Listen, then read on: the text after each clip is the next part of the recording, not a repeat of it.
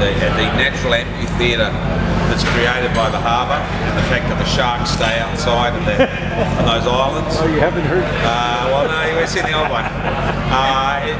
It's really good. I mean, it's quite a tricky place to sail because you've got this influence of the tide with the marine layer, and so the night before, when we're already normally being able to predict what's exactly going to happen the next day, we're sort of struggling a little bit because it's quite unpredictable. So, because the marine layer may or may not go exactly where you're expecting it to be. So, but as a natural amphitheatre and as a venue, but even more than that, I was caught probably quite by surprise, simply because, I mean, San Francisco is a bit left and militant, right? And I thought that maybe it would almost reject this sort of sport, but it's not. The people have been amazing.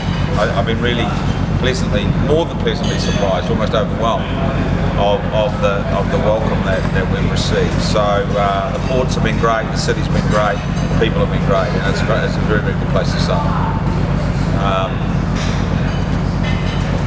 History of us is we've been around a little while.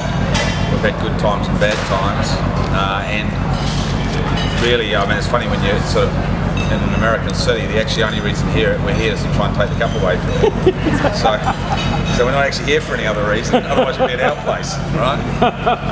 So we sort of you almost got to start an address with an apology. Actually, we're only here to take the cup. Well, thanks for having us, you know.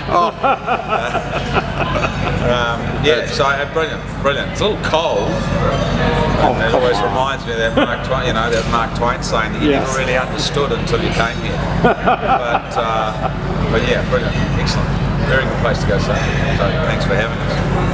What do they say in New Zealand about sailing? What do they say in New Zealand about sailing? Yeah. Or about San Francisco? About New Zealand. No, sorry. What about sailing? Yeah. Oh, well, I mean, basically, there's a few statistics in New Zealand. You can't get more than 40 kilometres from a body of water anywhere in New Zealand. That 2 out of 3 people have access to a boat. They don't necessarily own a boat, but they've got access through the neighbours or whatever. So there's a natural, and then sort of the flip side of that, those good statistics is that I think we have the highest per capita of drownings in the world, which is kind of a bad thing, but it sort of puts it into perspective how much time people spend on the water. And climatically, it's you can swim unless you're in the south, pretty much all year round. So the beaches are popular in the summer, etc. Very similar to Australia in that sort of beach area type. So you naturally sail or have access to a boat, and until the world changed with different availabilities. In my era, you played rugby in the winter and you sailed in the summer, and that was kind of the cycle of life. And so we have got quite good at it. Grant, what's been the reaction in New Zealand to the new style America's Cup? What was the question? The reaction. What's the reaction in New Zealand to the America's Cup? The interesting thing about the public in New Zealand is it's good and bad depending on how you look at it. They absolutely understand this. You're not, that kind of makes it hard for us because our primary sponsor is the government and the 4.5 million people in New Zealand. So we do have 4.5 million experts.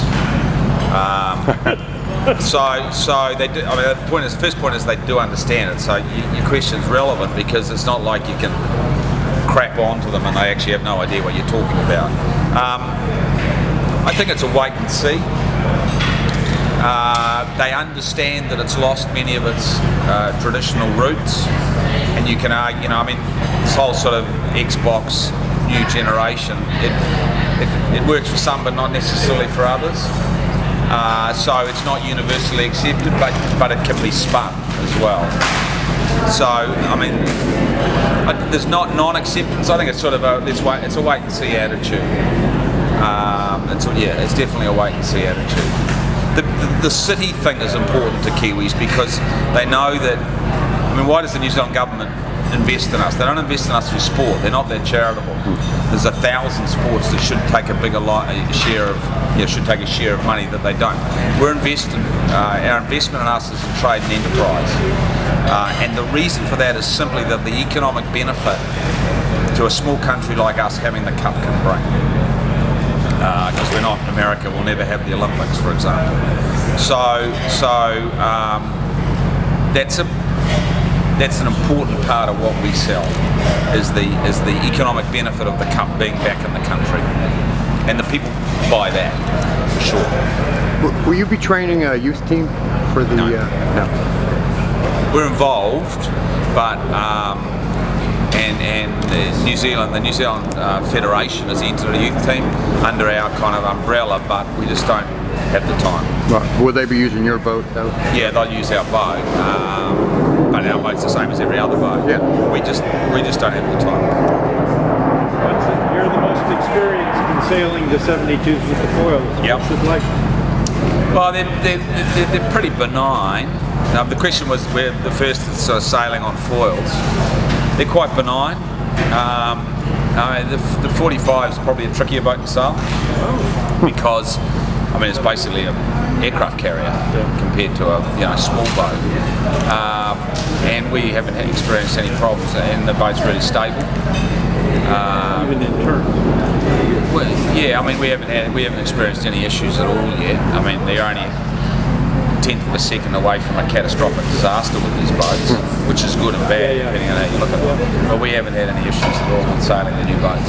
Thank you. Congratulations.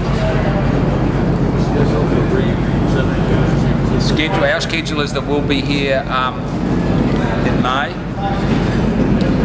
roughly. We're not 100% sure where we're going at this point in time, but there's some meetings going on, and hopefully that'll be resolved. Part of my opening statement, we support the city and support the ports is important to us, and we want to continue to do that. We don't want to go somewhere else. So we'll get here, but whatever it is, we'll get here in May. Do you foresee a legacy with the AC-45, a continuing series? Fair question. The question was, do you see a continuing series with the 45? Well, if we lose, I don't see it continuing anything for us, frankly. So it's only a win question. Don't know. I think let the fraternity decide, because it's not everybody's cup of tea. But then nothing will ever be everybody's cup of tea. Let the fraternity decide. I think my question would be, is it physically sustainable financially in any shape or form?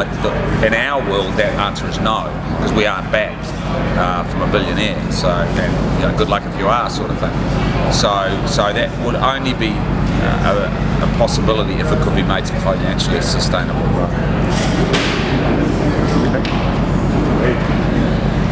Thank you. Thank you. Thank you very much, Karen. Pleasure. Thank you. I'll finish my bread roll.